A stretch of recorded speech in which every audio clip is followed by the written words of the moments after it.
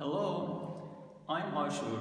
Welcome to VLL Group, Virtual Language Learners. Today we're going to talk about present continuous tense. Present continuous tense expresses the actions that is done in the past and continues and it doesn't stop, doesn't finish. Now, let's go to the example. I am speaking.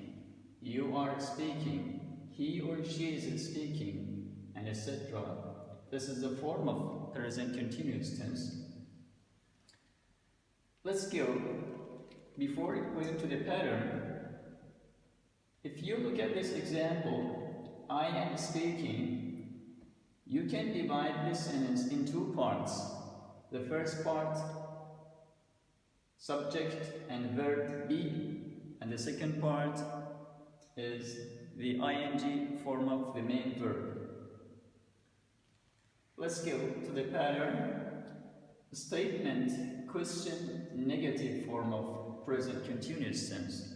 Statement, I am speaking. If you want to make a question form of present continuous tense, it is the reverse part of statement. I am speaking. Am I speaking?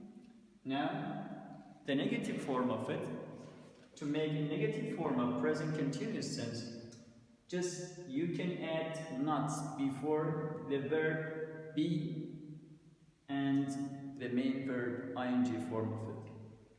Now, let's go to the uses of present continuous.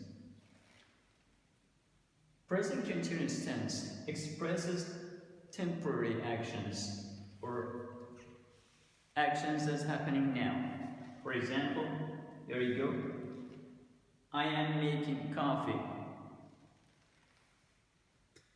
Now I'm making coffee. It is what's happening now.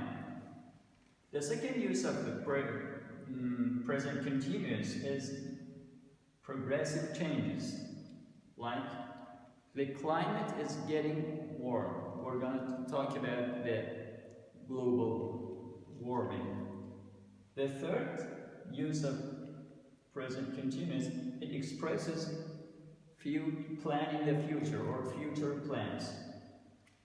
I'm going to go to Iran next week.